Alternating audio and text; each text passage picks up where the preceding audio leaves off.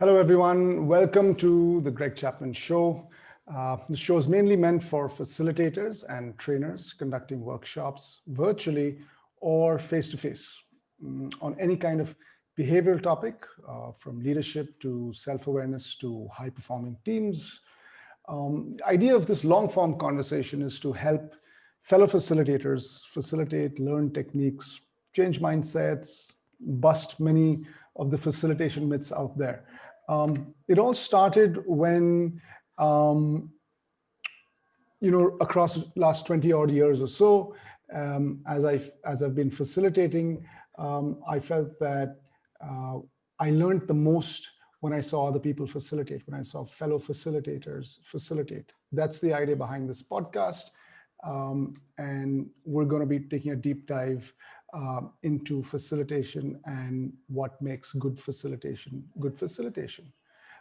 Today's guest is Maruth Bharadwaj. She's a country director and partner India for an organization called Potential Project, which is the global leader in building mindful leaders and organizations. She's helping leaders and organizations at Potential Projects enhance performance, innovation, and resilience, something which is very required in today's day and age, and all of this through mindfulness. Now, Maruth's also been the founder of an organization called the Brand Weavers, a strategic marketing and communication consulting firm. And I think that's amongst the many reasons I got on the show, I requested her to come on the show, is that she's got an incredible mix of not just facilitation, but also marketing and how the two overlap. What I've seen this is a personal experience, a lot of facilitators out there focus on facilitation only, and a lot of facilitators miss out on the marketing aspect, splashing themselves to the world, creating their personal brand. So in today's conversation, we're going to take a deep dive into mindfulness and facilitation, but we're also going to see the aspect of marketing in facilitation. So welcome to the show, Maruth. Thank you very much, Greg. I'm honored to be on the show today. And let me start by thanking you for giving me the opportunity to talk about my work and my organization and what I started to learn from you actually a couple of years, more than a couple of years, I think about 4 years back, when I did the first instruction design course with you. At that time, I wasn't sure why exactly I was doing it because I didn't really have a facilitation career in mind specifically, but it just seemed to be the right thing to do. And it has surely been the starting milestone for me to get going on this road. So let me begin by introducing myself and my organization. I have around 28 years of work experience, which is majorly a mix of heading profit centers and managing various aspects of those organizations, majorly including marketing and sales, but also other aspects of operations. And this journey has then led me to a deep personal meditation practice, which was a phase of about 5 years where I experienced exceptional bliss. But I also had a realization that when I get back to work, no matter how deep my meditation has been, I always end up being bang in the middle of the typical corporate rut. The same politics, the same reactions, the same aggravation, all of it I have felt no matter how blissful my morning had been through the meditation. And that's what led me on this journey where I realized that having a personal practice where you are experiencing the calm, the ability to function in a calm, steady state of mind is all useless until you are able to replicate the same the same feelings and the same environment in your workspace. And that's where I started to explore and research. And then I brought in 2016, I brought to India from the US the event called Mindful Leadership Summit. And from there, I met Rasmus, who was a speaker at one of my events over the next 3 years that I did the Mindful Leadership Summit in India. Joined him, did the certification course with Potential Project. And today, Potential Project is working to create a human world of work by harnessing the full potential of the mind of the executives and leaders. And I'm trying to help in that journey in India as the country head and also a partner, but also as a part of the Potential Project international team, helping them with partnerships and marketing intelligence. Wow, that's quite a lot that you've done and accomplished. And to me, you spoke of meditation and having your blissful mornings, and then very quickly jumping into the rut and all of that going away. And I'm sure you've heard the saying, system drives behavior. And in a way, as you were speaking, it seems to me that you've been able to create a system for yourself, the system which you're in a place which is where your work is about mindfulness, where your facilitation is about mindfulness. So your work and your where you want to go in life and how you want to grow is all coming together. So that's, as Jim Collins talks about it, an interesting flywheel that you're building in. So your meditation taking you deeper, and that coming into your work, and your work again driving your meditation, because that's what it is about. So it's a nice little cycle you've set up there. I want to start by asking you a question. This entire piece, mindfulness. So there's lots and lots of work done on it. It's as old as the hills, maybe older. And for people that are in it, it's taken lifetimes to actually go deeper and really immerse themselves. Now, I think it's great what you're doing. It's also a huge piece that you're doing. So this entire thing, which takes a lot of practice, a lot of very different thinking to what's apparently called for in today's corporate world. So how do you define mindfulness, therefore, and how do you take it really to a corporate space, in the context of a corporate space? How do you define it in this context of a corporate space? How do you take it to the corporate? Just a little bit around that. That's a great question. Thanks, Greg. Our founder, Rasmus, when he started out, this was about 13 years back, the first session that he did was for Sony Corp, because he had been an employee of Sony before he went on to become a monk with the Dalai Lama. So when he did his first session, he was really passionate, and he tried to bring in the essence of everything that he had learned as a monk under the great umbrage of His Holiness. And he made the team go through the practice and explain the concepts. If I may bump in over there, so how long was he a monk for? He was there with His Holiness for almost, I think, 4 years plus. Learning through various programs. And then at lunch hour, when he was at his best and looking forward to witness some of the transformation, he realized that not one out of the whole group was willing to come back to the second half of the session. Gosh. So he lost pretty much all of them. And that was a huge learning. And that's relevant from the perspective of what exactly is mindfulness. So in the traditional sense of the word, mindfulness is about this moment. It is about being completely, fully, gently, non-judgmentally being present in this moment. But that's not the most apt or relevant definition from a corporate perspective. And that's the realization that Rasmus had that day, whereby he went back to the drawing board, invited a couple of senior monks from the monastery where he had learned. He called in a couple of researchers and senior professors from Harvard and Stanford and some business people. And all of them got together to relook at what would mindfulness training for corporates actually look like. And this was 13 years back when the concept was quite nascent.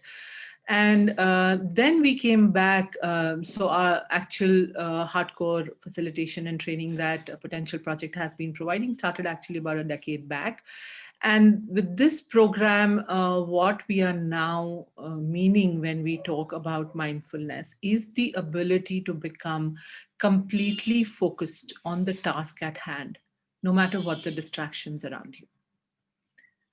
So the corporate definition for mindfulness has now shifted to focus and awareness. So to build the ability, so now we are not exactly teaching mindfulness to the leaders, but we are teaching them how to use the concept of mindfulness to handle the present scenario that we are a part of. So we at Potential Project call it the paid reality. So when I say paid reality, what I mean is that it's an acronym. So we are always pressured. We are always on. That the lines between office and work home have completely blurred now. We are in a what you call an information overload because of the media explosion, and we are highly distracted. So this is what the paid reality is, and pretty much everybody is a part of this today.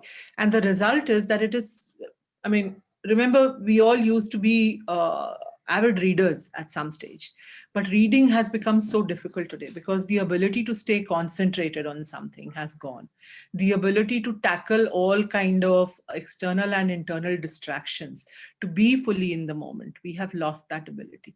And the result is that the scientists have found that most of us have what is called the attention deficit trait.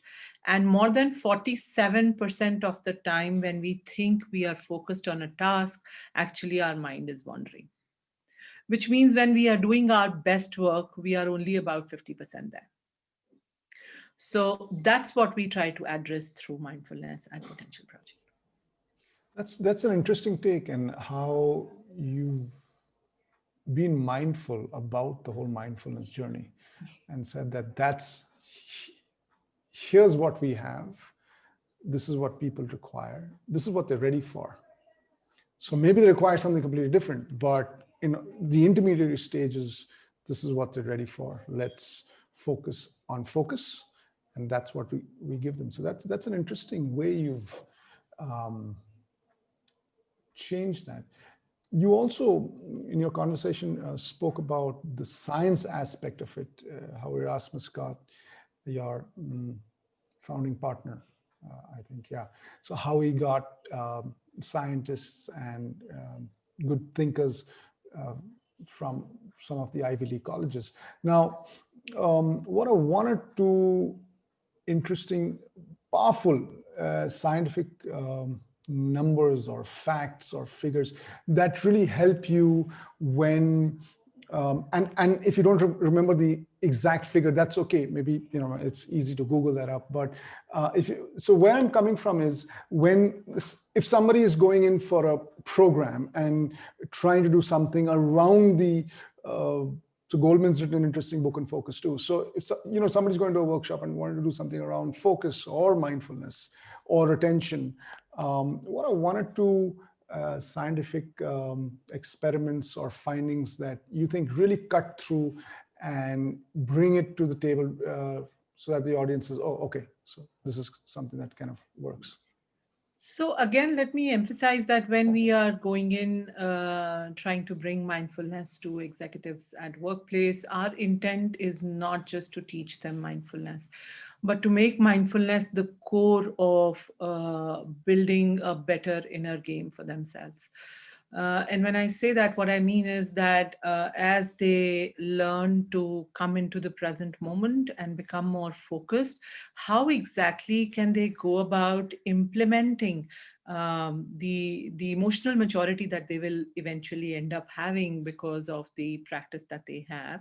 As they connect deeper within themselves and the wisdom starts to emerge, they will have a better understanding of how they can be more patient, how they can be more accepting, how they can find more kindness and compassion for other people, how they can identify joy for themselves, how they can sleep better, how they can manage things like meetings and emails better because they are in that steady space of mind. So it impacts many different aspects of work and emotions.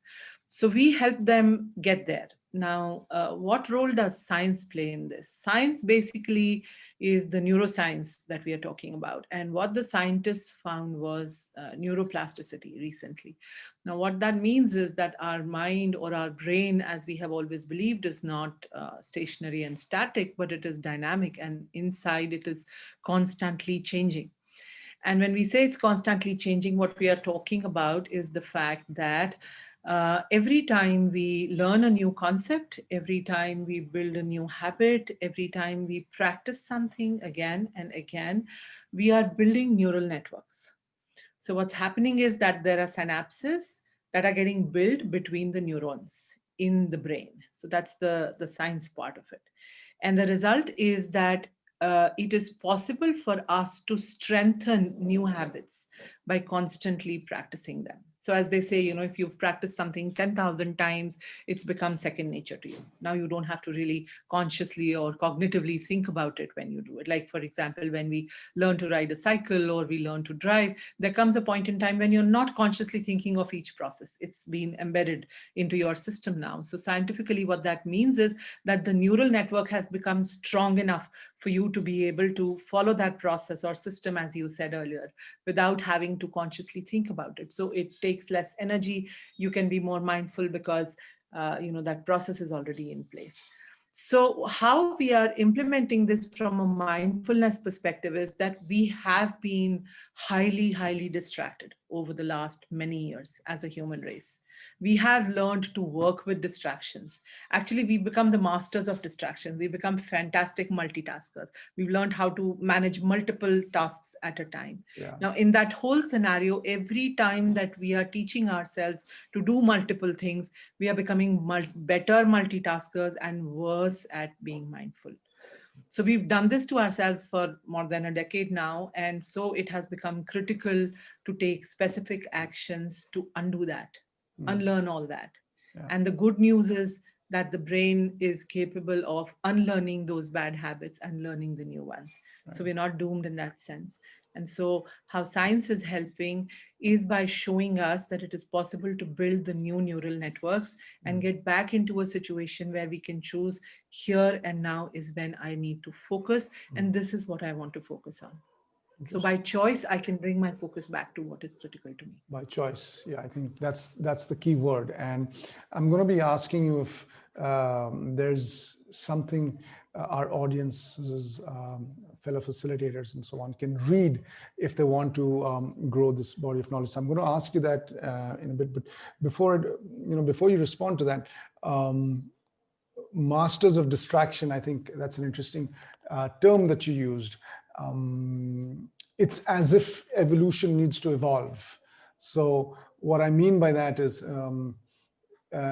technology and information and the like have caused reality and our brains to move much faster, and the physical brain has not had time enough. It's playing catch up, right? And how do you deal with these new forms of distraction, the various components of the amygdala or the limbic system and the like, haven't had the time to catch up with this ungated flow of information, this barrage of, for example,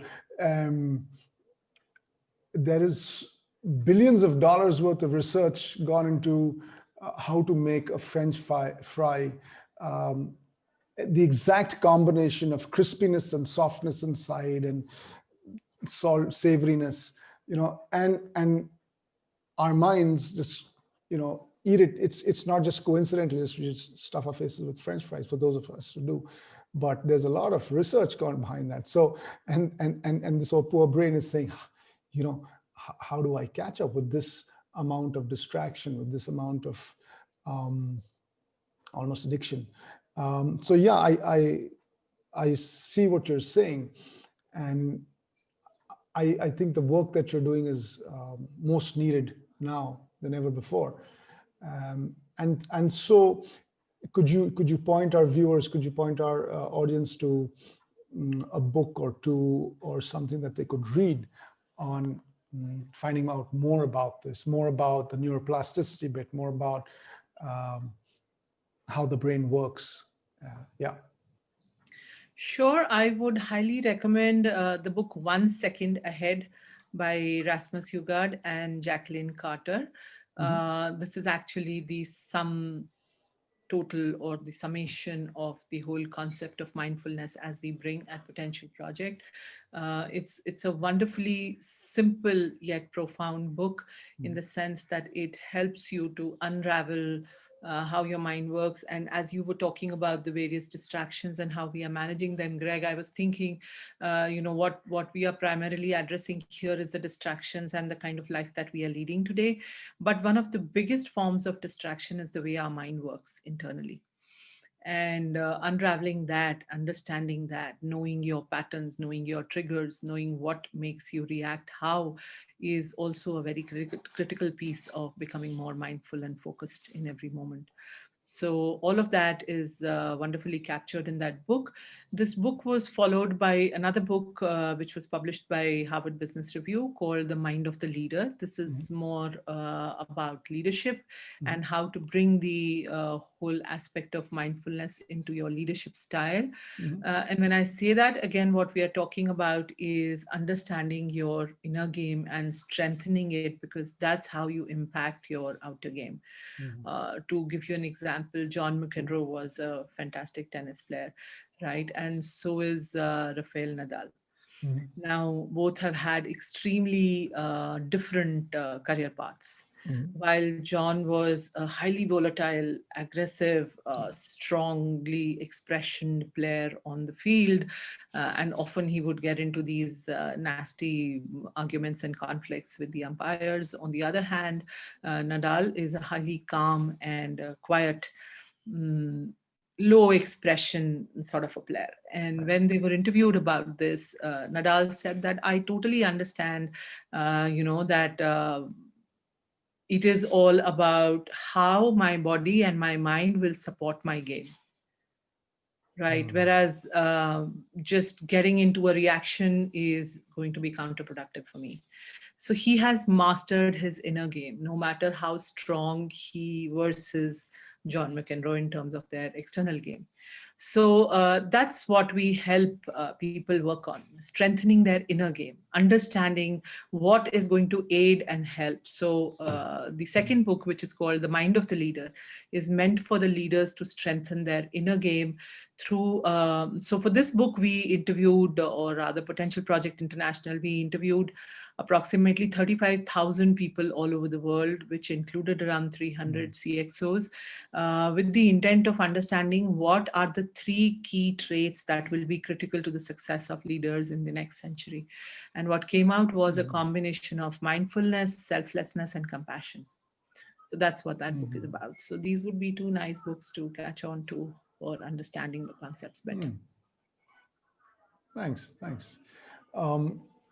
And as you were narrating that story, I'm reminded of an African-American boxer, I think in the 60s or so, who was really coming up. And at that time, so he wasn't right up there. He had to work his way up from the ranks. And, you couldn't just celebrate that you've won a game. So he built this whole piece of putting a smile on his face. No matter what they threw at him, no matter how much they booed him, he'd have this calm smile on his face. And when they asked him, so why do you do that? Everybody thought he wasn't really telling them the real reason. But what he said, this is basically helps me keep calm and helps me quieten down and helps me accept what's coming, to me in whatever way, whether it's in the ring fighting with my fists or with society. Um, and what everybody just said, that they got scared of his uncanny smile that he had in the ring. And so when he'd go up with his guard and have this uncanny smile, I'm forgetting his name here, then it's a lot about mental games. And a lot of times his opponents would just get very scared with this uncanny smile. And what I'm really driving at here is that mindfulness can also be hard-nosed. What more hard-nosed than in a ring trading punches? So yeah, it can be pretty hard-nosed, which in fact, the whole hard-nosed bit of it brings me to the question that a lot of people don't see it as hard-nosed. Yeah, a lot of people see it as something touchy-feely. You don't see, you're narrating Erasmus's story in that training room. Nobody came after lunch. A lot of people say, hey, it's good, this is not for me, right? And at sometimes, if I just push this, you do get a little bit of cynicism from people. Now, let's just say you're talking to a CEO or an MD, and she's open to what you're saying, or he's open to what you're saying, and allows you, or rather invites you into, say, hey, you know what, this is my organization, go do your thing, help change people, get them focused, take care of their attention, make them more productive. And when you get into a room,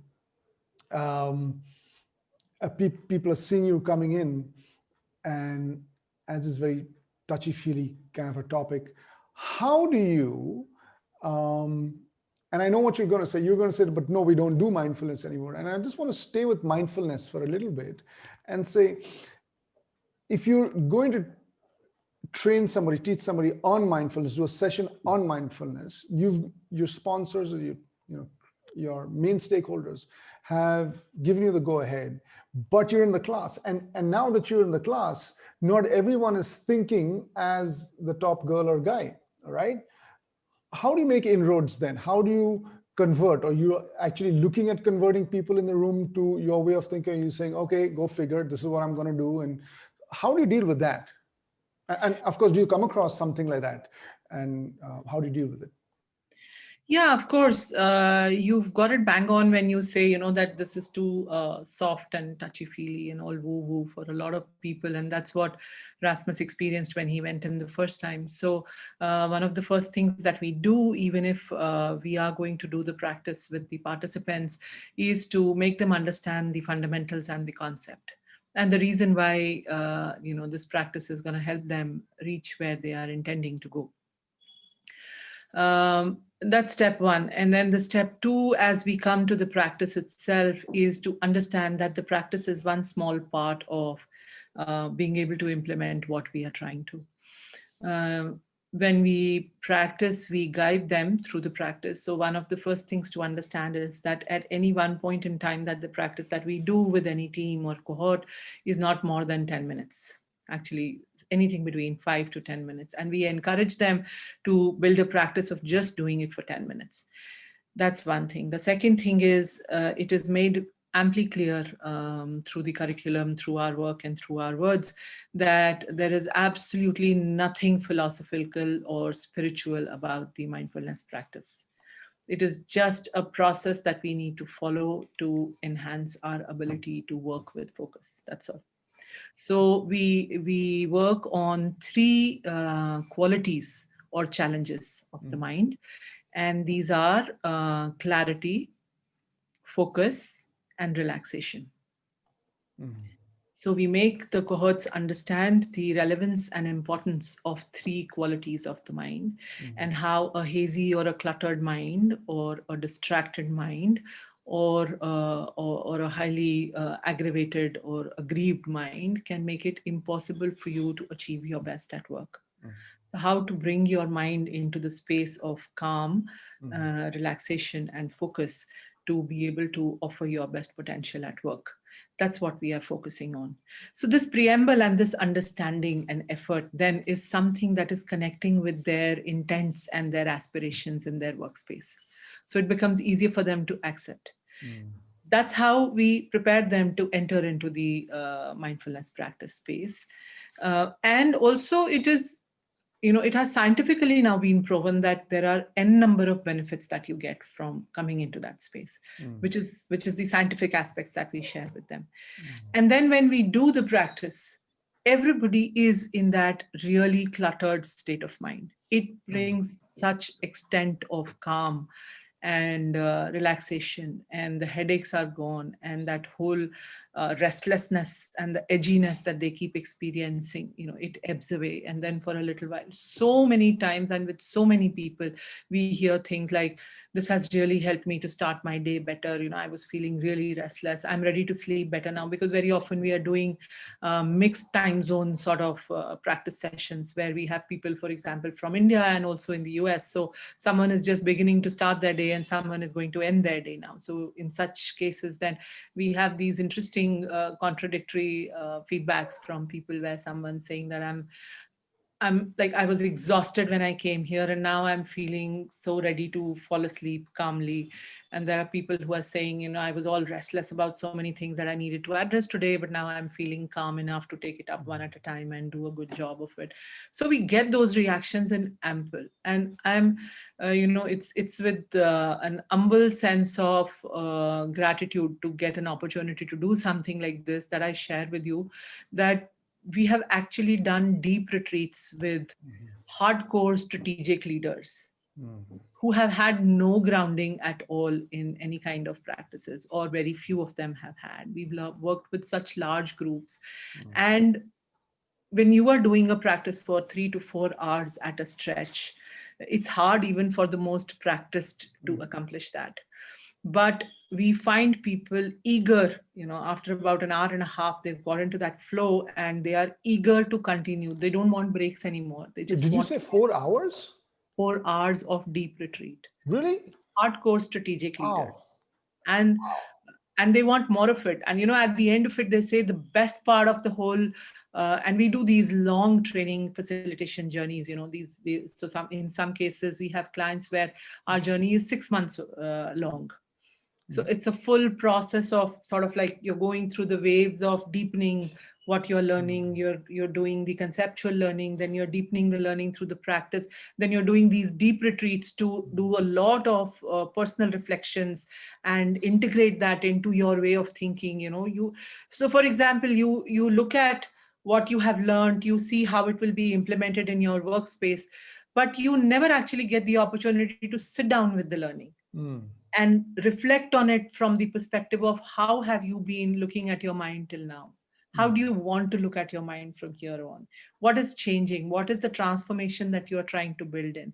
And how will you build that transformation into it? How will you change the habits which have been, which have become hard, hard sort of embedded into your system because of the way you have been dealing with things or the way your environment has been. So how to undo all of that and come into the new space. So these retreats are an opportunity for them to do those deep dives within themselves, with their cohorts, with their teams. So that's the kind of work we have been doing to help people to get really comfortable with silence, comfortable with stillness, comfortable with a steady calm, no matter what the chaos around them. And that has then become the key to harnessing their full potential. Yeah. As you're speaking, I'm just thinking that a lot of people have asked me that is it a myth that this is something that I kind of need to wrap my head around. Is it a myth that change only happens when the intervention's in the form of a long journey and not in a half day, 1 day session? And as I'm speaking to you, I'm also seeing that the change that you're talking about. So I think two, three pieces over here. One, as you responded to my question, what I'm taking away is one, setting the context is really important. Two, the proof of concept. The moment people experience it, so this, setting it up, and boom, you're experiencing it, and then, you mentioned something like 4 hours in the corporate world, and so I think that just allays a lot of the It just cuts through a lot of the cynicism. I think that's that's what it does. And also the third piece that I'm seeing, that I'm taking away from this, is that how you're creating not just a single touch point, but a little system, where, so when I'm in a workshop, I do this interesting thing. I ask people, show of hands, how many of you've ever been for a training program before? All hands go up. And then I ask, how many of you take notes? Everyone raises their hands.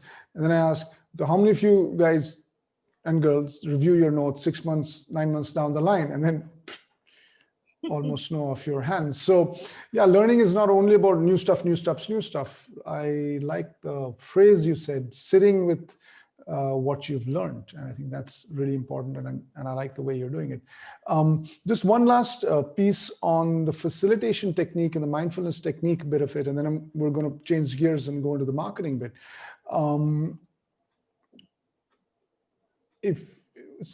So you're getting in with an audience, and you've done several workshops on focus, on productivity, on mindfulness, attention.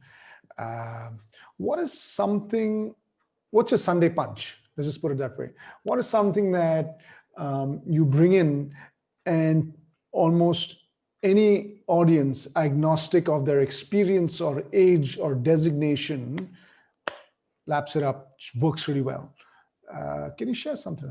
Yeah, sure. This is a fun little piece that we do about multitasking. Mm-hmm.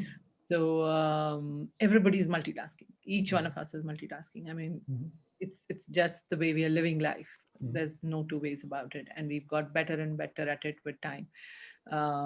People are proud actually at times of their multitasking Yeah. skills.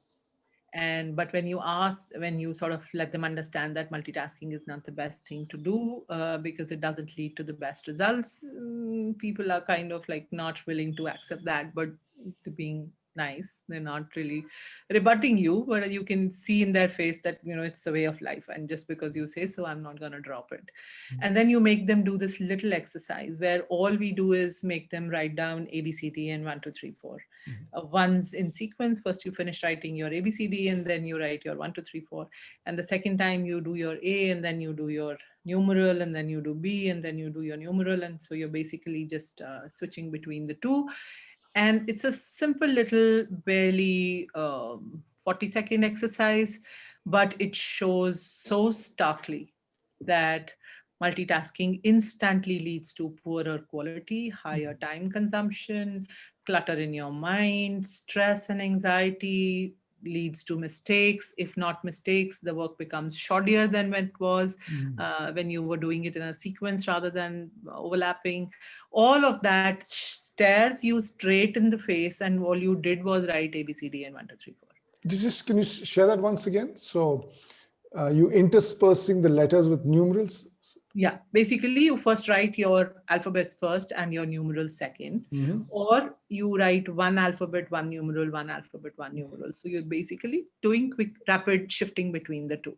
That's what multitasking is, right? You're just, our mind is incapable of multitasking actually. It is monotasking, but it is rapidly switching between the tasks. So we similarly make them switch between the two tasks. So And I've just got something here. So, okay, it's not going to come on the screen, but let me just try. So if you can see this, yeah. So I write a letter A, then I write one, then I write one under it. Write one under it. it. Okay, like that. Yeah, then write B on the top line, write 2 on the bottom line, then write C on the top line. Yeah, like that. So when you do it like that, alternating between the two, it is a very, very simplistic example of multitasking, extremely simplistic, and yet very starkly it shows off all the downsides of multitasking instantly.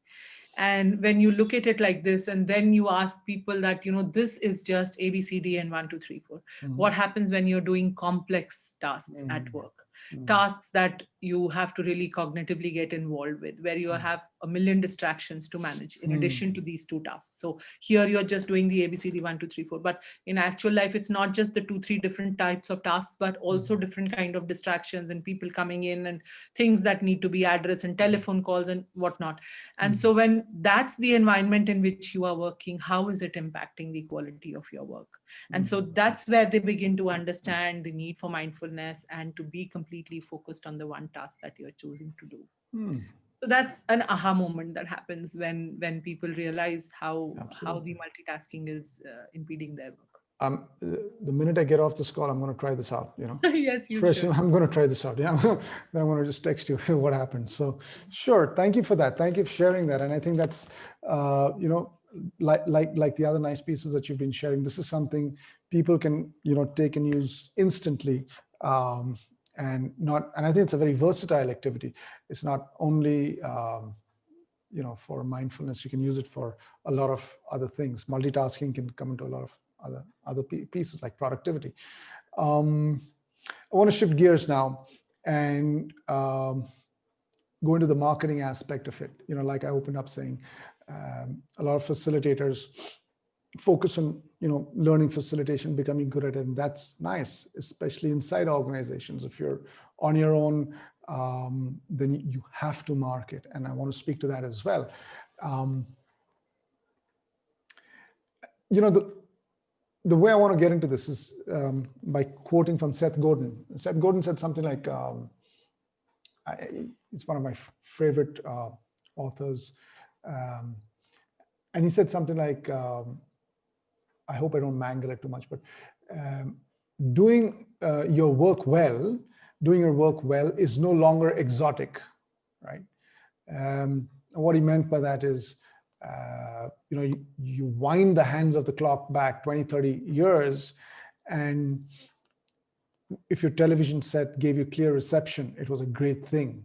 Um, if uh, snail mail delivered on time, it was big. If cars did not break down, but you fast forward to today, and FedEx delivers 99% of the time. Um, this is not a FedEx paid ad, but anyway, cars don't break down. You don't see cars. It's difficult to find a bad car in the market. You don't survive. So. Um, Doing your job well, you have to do your job well because of competition, because access to information that people have got, and basically it's survivability. If you're not good, you'll not be in the market for too long. At least that's a broad, I'm sure there are exceptions to this, but that's a broad shift in paradigm that's happened over the, let's say, the last 30 odd years. um, I think in India, signaled by the government opening up, globalization. I think back in 1990, or I don't have the exact date, but somewhere then. So you had this influx, and the government wasn't um, safeguarding your products. The government now said, okay, open to competition. Now, but some of that thinking has still carried on, and people. Uh, a lot of the paradigm is that, okay, if I get good at my job, that's enough. And what we're saying is, but that's no longer exotic. What's your take? Since and I also want to plumb the depths of your marketing experience, and say what's your take, and how does a facilitator, uh, a lot of facilitators I've heard say, what, marketing is not my game. How do they splash themselves to the world? How do they use? I'm sure digital media is going to be one part of it, obviously, but how do they do it um, in a very focused way? Do you have any tips and tricks or principles that facilitators per se should follow? I wouldn't say tips and tricks though, but yes, you've got a valid point. Today, there's a lot of competition. There is for anything that you're doing, there are hundreds and thousands and lakhs of people doing something similar or maybe even better. But at the end of the day, you are an individual, a distinct personality, an individual with your own way of thinking or bringing expertise or excellence in some form to whatever work you're doing. What you call splashing yourself to the world is actually finding a way of showing that unique self of yourself to the world. How is it that you stand apart? How is it that you are differentiated? Like I said, we are not teaching mindfulness. We are bringing mindfulness as a tool to teach focus, which is critical to success. Now, that's positioning yourself, right? You are still teaching mindfulness, but you're teaching mindfulness with the aim of addressing a challenge that people are facing at workspace. So to identify the challenges that your unique expertise will help address is how you position. So what is it that you bring to the individual when you facilitate? And sometimes you may think that I am bringing teamwork, for example, to an organization or to a cohort, but actually teamwork is what you are teaching them, and what you are bringing is trust and collaboration. So to shift your narrative, not just talking about the specific skill that you are teaching, but to build or expand your narrative to a point where you are talking about the specific challenges that you are addressing in the organization. So that's, I think, where this is what I would call the marketing splash, if that's the word you would like to use. But what it fundamentally does is to position you as a unique proposition for a client. Sure. And then, of course, one can't avoid talking about the social media in this space, which is a huge, simple, cost-effective way of positioning yourself. And we facilitators, whatever may be the space that we function in, should, rather than, I wouldn't consider it an option, should find a way of positioning ourselves as the thought leaders with whatever it is that we are facilitating. To do that deep dive personally, to engage with peers and experts in the space, learning ourselves, and then sharing that learning in whatever format through blogs or through LinkedIn and Twitter and other social media handles, engaging in. And we are in this unique, in the previous generation, if there was an expert, so typically between an executor and an expert, there was a huge gap. But now social media has put, Daniel Goleman and me just practically next to each other, and we can be talking to each other. So this, in that sense, we are in a unique time space, and that's something that all facilitators should put to use. Learn from them, get inspired by their approach, and see how they look at Seth Godin, you used as an example. Look at him, look at Adam Grant, look at Simon Sinek. These guys are, utilizing their skills to position themselves as thought leaders in the social space, connecting with the youth. And when you're able to connect with a large number of people with your unique proposition, you're actually bringing about a change, a shift.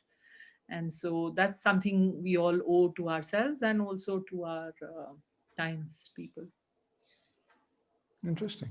So, as you're speaking, I've been taking notes. So, 3, 4 things come to my mind. I'm just trying to codify that. I'm saying, one, don't let go of what you want to do in life. I remember when I started my journey in facilitation, this is way back 2001, 2002, I was hit by the NLP bug, right? And I don't mean to undermine it at all. I think it's an extremely powerful tool. It's used by Tony Robbins, it's used by world leaders. I've used it. It's an extremely powerful tool. It's changed my life to a large extent. So NLP is. So I was hit by the NLP bug. And I went up to my training head and I said, I want to do a workshop on NLP. And he said, what's the objective? I said, I don't know.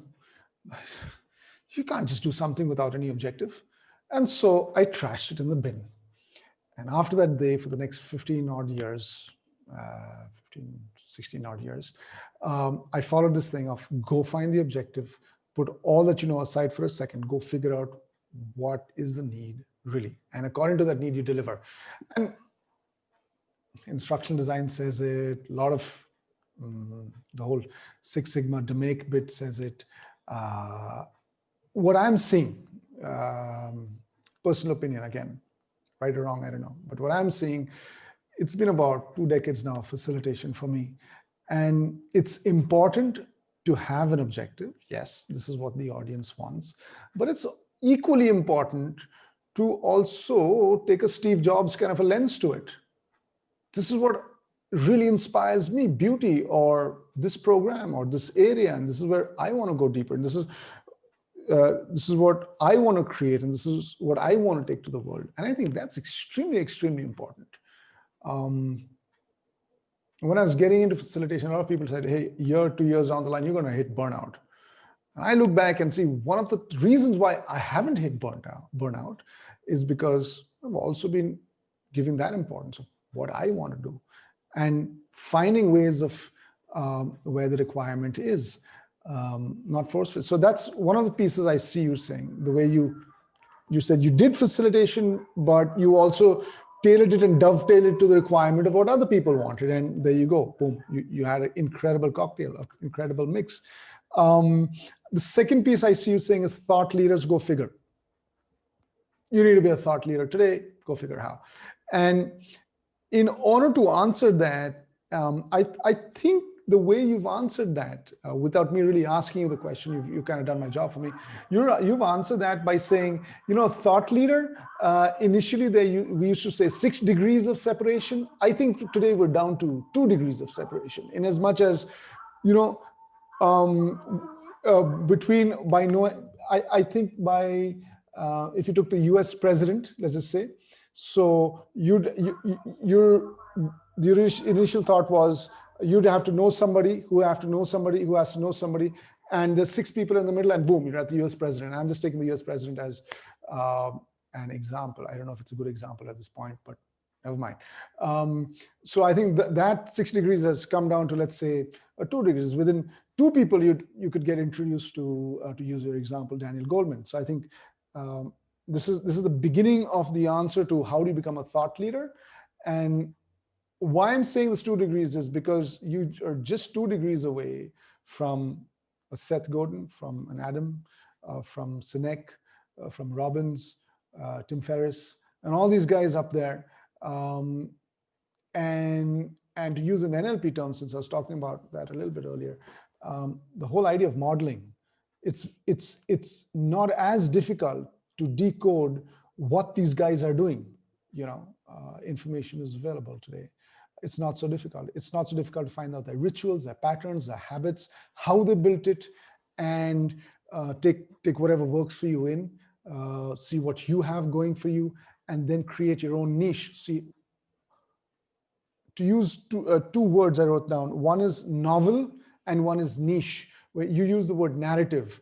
And I'm just kind of adding these 2 words to it, saying your narrative, how can you make your narrative novel, or how can you niche your narrative down? And I think that's one of the ways. Personal brand. How is it important? How do you create it? I think you're on mute. Oh, sorry. I would not consider myself an authority on personal branding. That's something I can use a lot of help with myself.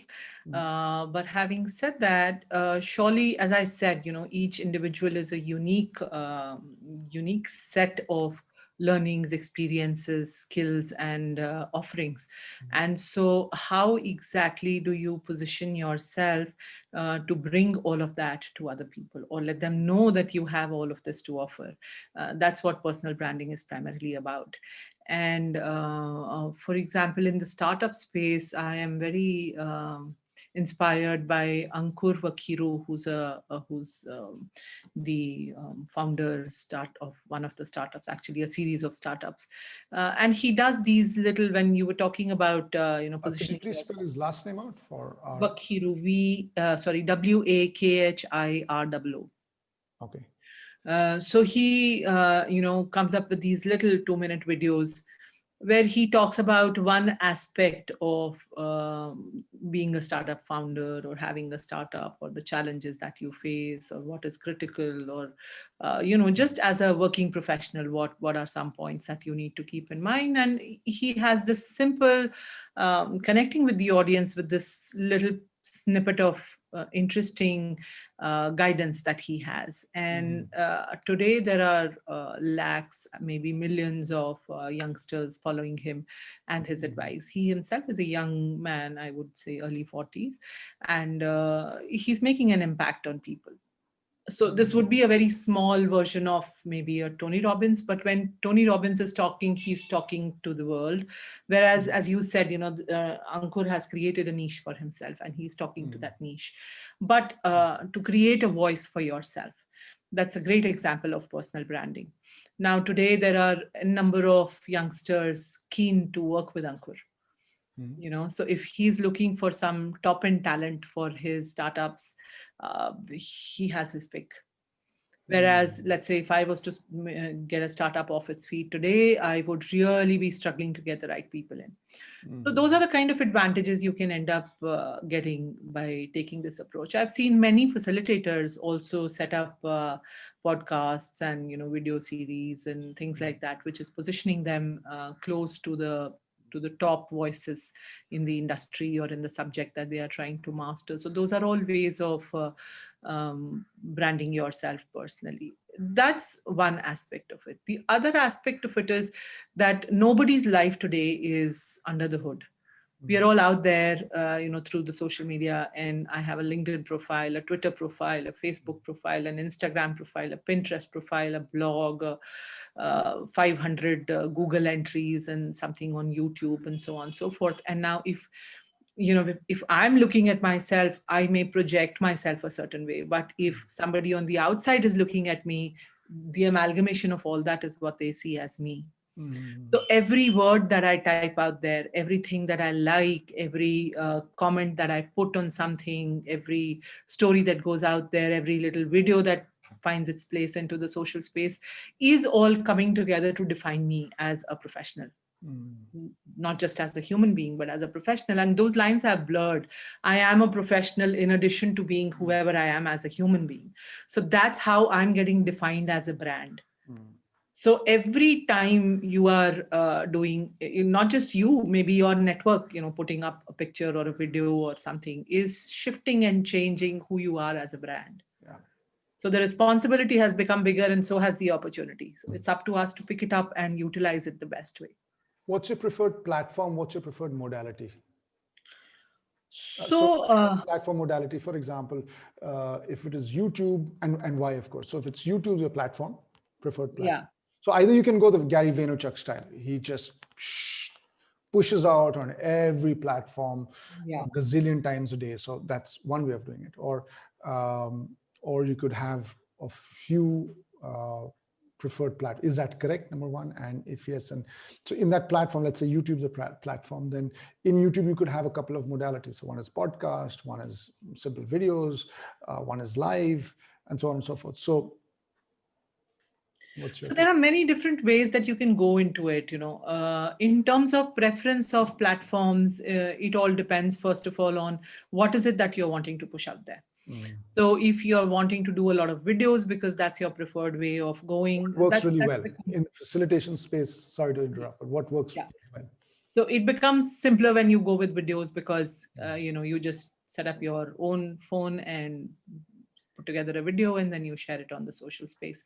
Now, of course, it has its own technicalities, but once you've figured all that out, you can happily put this in pretty much all the platforms. So where is your audience sitting? Mm. For example, as facilitators, our audience is primarily sitting on LinkedIn. Mm. So, how exactly have I harnessed LinkedIn in the first place? So, putting out content today is actually a third or a fourth step in the row. The first step is who is If I your may interrupt, sorry. LinkedIn, I agree, everybody's there on LinkedIn, but LinkedIn, getting real estate on LinkedIn is extremely difficult because there's so much content being pushed out by so many people. So, is there an easier way, a fresher platform, or you say no, just go with LinkedIn? No, there are so many different ways. You can have your own blogs. You could be a part of other people's podcasts. For example, you're setting up your own now as a Mm, facilitator, Greg. mm, You could be talking to 10 different people who have mm. podcasts and who are talking about facilitation at their end. Sure. So that's the other way of doing it. YouTube, Mm, as you said, for sharing videos is another way of doing it. Twitter is a very fast moving way of setting up your brand by sharing your thoughts. Now that moves like this, every few seconds people are updating, so it depends on how comfortable and devoted you are to sharing narratives on an ongoing basis. People have a very visual way of connecting with tools like Pinterest and Instagram, where they are. So I have seen a pair of girls called Liz and Molly, Mhm. who are psychologists. So they Ye- pick up these really difficult concepts and convert them into line drawing sort of Mm. visuals. Mm. Okay, and address things like empathy, like jealousy, like managing your emotional aggravation, and so many tough, really tough concepts to articulate or explain or delve into. But they turn them into simple 2 3 figures, and it comes and hits you bang. Mm. So this is their tool now on Instagram, and then they multiply it, of course, through Facebook and Twitter and what all. But there is one key platform that you select for yourself. So that's, I think, the learning that I would want to leave. That identify a key platform, which is the best platform for disseminating your choice of content, whether it is videos or visuals or articles or write-ups, or what is it that you want to share. And then making that the central platform, then you disseminate the content through multiple platforms. Mhm. That works best. Sure. That seems pretty good. Yeah. And from an earlier point of what you said, Ankur, you're speaking of Ankur, and you said how he makes shorter videos, and I'm connecting this dot to what you said earlier on the retreats. So you need to have a longer strategy and a shorter strategy. So your retreats run longer, and so I'm just using the metaphor of a retreat. So it could be a longer video and a shorter video, a longer write up, a shorter write up. So you need to have both um, uh, for your marketing strategy. Picking up on that point, Greg, like for example, the retreats that I was talking about, on similar lines, we do for organization just 15-minute drop-in sessions Mm, once a day or twice a day. wow. Okay, and it is completely by choice. People can choose to come or not come. They Mm, just know that it is happening, and it is up to them. And then we have done a case study on about 1,500 people in an organization attending these drop-ins for a period of 3 weeks, to find that their mental state has shifted from about 25% negative collectively wow. to 75 to 80% positive Wow. Wow. over a period of 2 weeks or so.